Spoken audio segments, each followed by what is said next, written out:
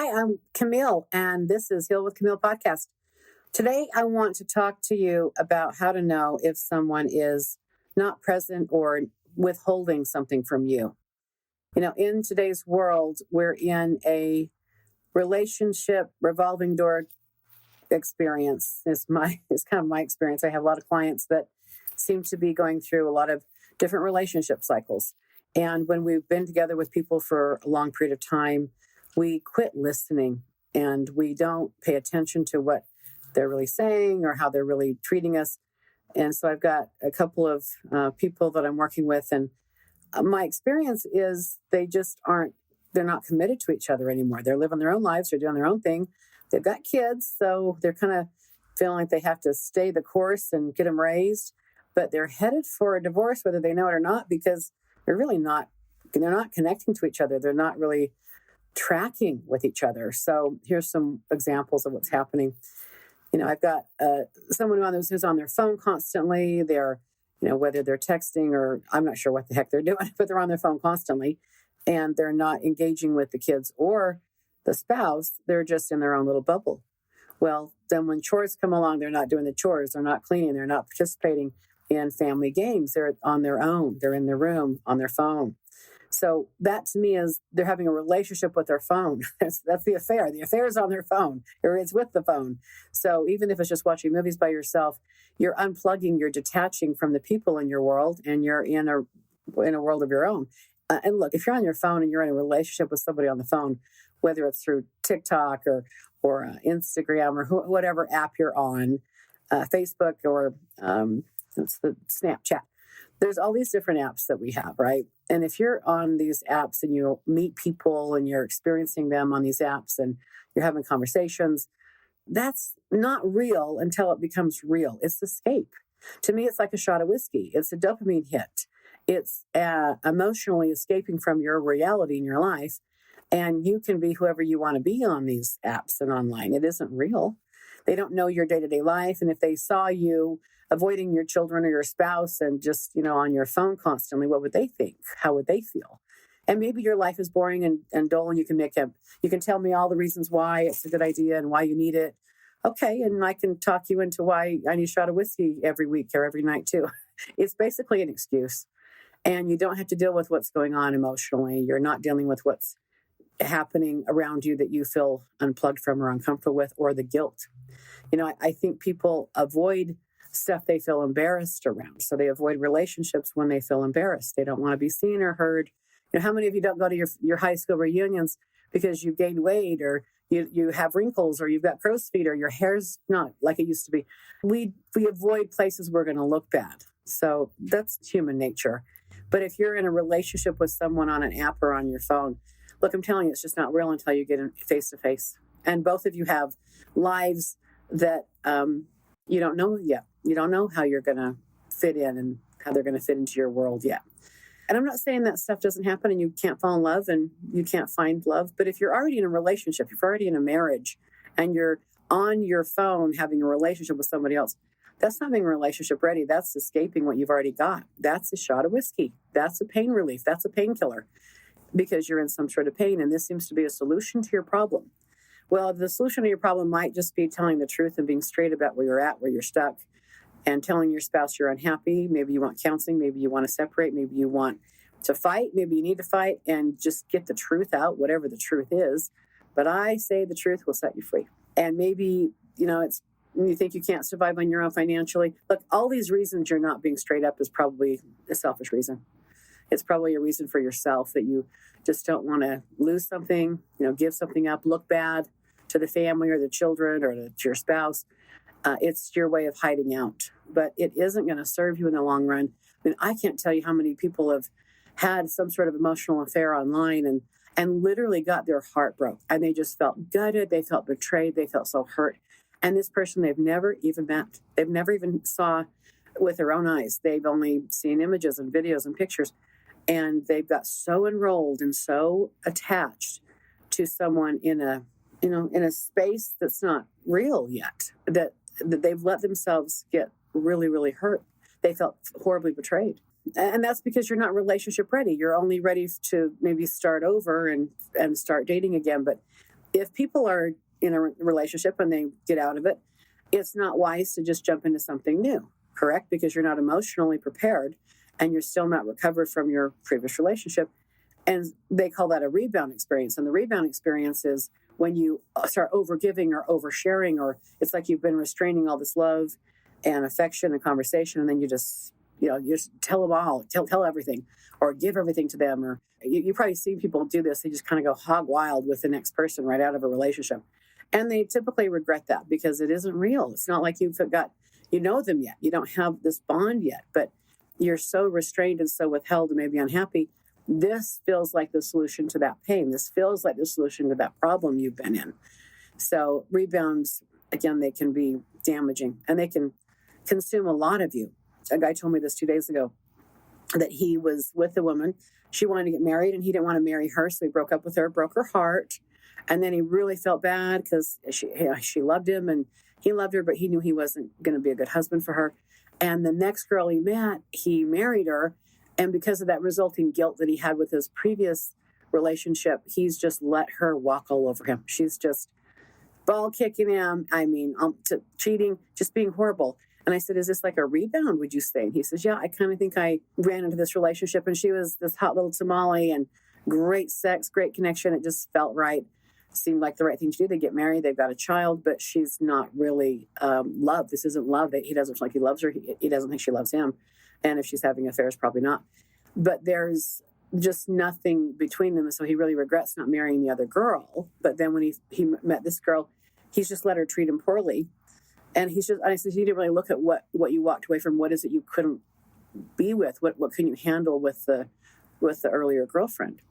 So it's the vulnerability, it's the intimacy. He would have to really, really have been a protector and a provider for her because she really needed him to be a certain way, a good man for her. So it was more of his lack that he couldn't be that for her. He said, I didn't have the heart. I didn't have the heart at that point to really give her what she deserved. And so in a way, he was sparing her by leaving her. Yet he broke her heart. Then he broke his own heart. And then he bumped into someone who was a rebound. And it just has been kind of a chaotic mess for him, his marriage. So I just think people are interesting. And you've probably seen this with people you know, or even yourselves, that when you meet the right person or you meet someone that's really could be the right person, you have to become someone to make it work. You have to become who you're meant to be. And it is maybe a big ask for men that meet a woman that inspires them to be a better version of themselves. Yeah, there's the work. That's where the work begins. And that was this client I talked to a few days ago. He realized he was going to have to step into his real authentic power and have to make money and have to be committed, 100% committed. And he just wasn't ready to be grown yet, he said. But he realizes now that he missed a chance. He's missed his chance.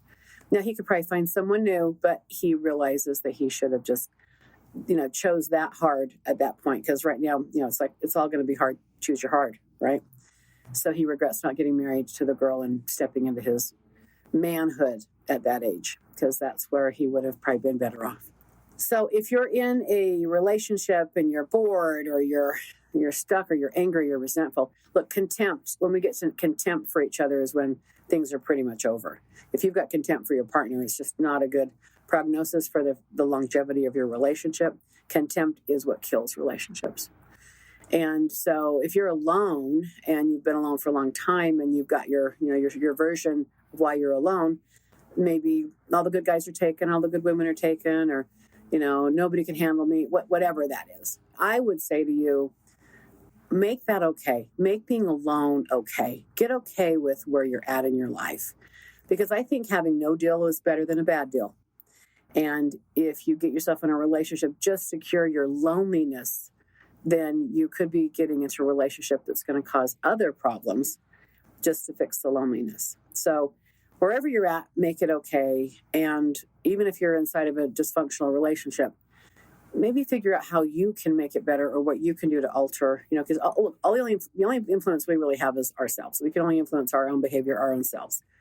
And you're taking accountability or apologizing for past misdeeds or being kind and considerate, bringing love to a situation, forgiving people, apologizing for something, owning your stuff, that really can alter the canvas of a relationship.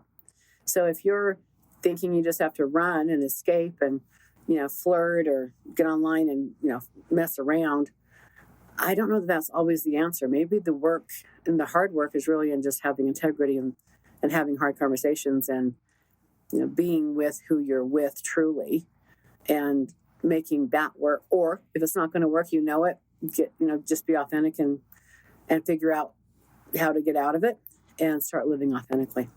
Those are some recent experiences I've been having with my clientele. I've also had some interesting experiences with just focusing on being really present. And I think being really present is, if you're in the moment, there's just not a lot of pain. There's not a lot of stress. You're not anxiety prone. So if you're dealing with a lot of emotions or bad memories, you're usually operating from the past, the unconscious or the subconscious mind. And when things are undone or not processed through, then you usually can't be in the moment because you've got so much emotion pulling you into the past. But when you can meditate or force yourself to be in the moment, I think listening to theta brain music, or you could Google theta music or theta sounds, getting yourself in a theta brain wave is probably critical to getting yourself in the right hemisphere of your brain. And when you're in the right hemisphere of your brain, that's when you're in an emotional state. That's when you can be euphoric and kind of feel abundant. That's where you want to be. Like manifesting your wishes and your dreams is when you're in the right state of your right hemisphere of your mind. Left hemisphere is our logic, it's numbers, it's our dexterity, our what we can do with our hands. It's dialing a phone number, it's keeping the calendar and deadline driven. Left is order, it's keeping order. The right brain is creativity. So if you want to start manifesting more and kind of being more present, you want to get more in the right brain. And to do that, you want to get more present. So it takes time to slow down and just try to put on some theta healing music if you can, and just let yourself be in the creative place of your brain, which is the right hemisphere. And then just start imagining things. The imagination is what can really start helping you heal. And if you get in an imaginative state, you want to focus on what you really do desire and see yourself, feel it, experience it, live like it's happening. So when you're present in the moment, there should be no pain. You're right here, right now. Nothing's wrong right now. Nothing's wrong here. Things are going okay. If you're fearful or anxiety prone, it's usually fear of the future. Like something bad's going to happen. Someone's going to find out about this or that. There's a projection of unpleasantness in the future. So you want to focus on being right here, right now.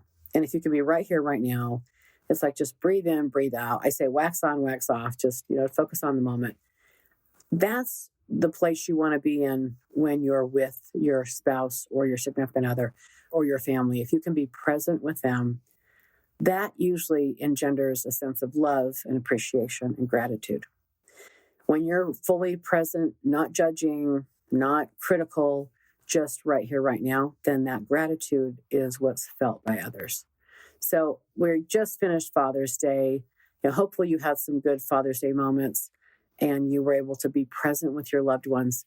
But I would love for people to just realize that they will miss these moments. They're missing these moments now if they're distracting themselves with their gadgets, their computers, their phones, if they're in some sort of escapism, whether it's, alcohol, drugs, or romantic fantasies online. They're not really living. They're actually running from their life. They're not really being present. They're, again, running from their reality. And you can truly make your reality what you want it to be if you can stop and get present and authentic and honest. And sometimes that means you fight through things with people. But I feel like when you start dealing fairly with people and you are just being straight with them and you say what's so and you own your part of problems and you take accountability without justification, but this is why I did this because you did that. That's not really taking responsibility. Responsibility means you own it. You own all of it. You own every bit of it. And when you own every bit of it and you see that it's up to you to make it better, and you can, take the heat and you can take the impact and let that person, say, thank you finally for owning that. And you're saying you're sorry means a lot to me. And thank you. And then they get to be with the impact of what, that did to them, for them to be holding all that in for a while. Just tell the truth faster. Then we have healing that happens faster. So I just rambled a little bit today. It wasn't like it was much thought about. I just have been dealing with a lot of people, and I'm watching how they're their own worst enemy, and they're in a major avoidance cycle. So if you're in a major avoidance cycle, you can step out of that at any time. Get in the moment. Turn your phone off. Turn off your gadget. Get out of the movies and just kind of sit and be in the moment and be present. Breathe, and just look at what you have around you to be grateful for. That usually is a good place to start, and then start communicating, sharing, being humbled, and connecting with your life again. Really, it's that simple. It's all it takes is for you to be willing to do it. And you can make a huge difference for yourself and your relationships, and you can keep them going. You can actually influence them for the better by being the best version of yourself. So good luck out there. If you'd like to schedule some time with me, you're welcome to. You can get on my website at healwithkimile.com. That's HEAL with KIMILE.com. Thank you.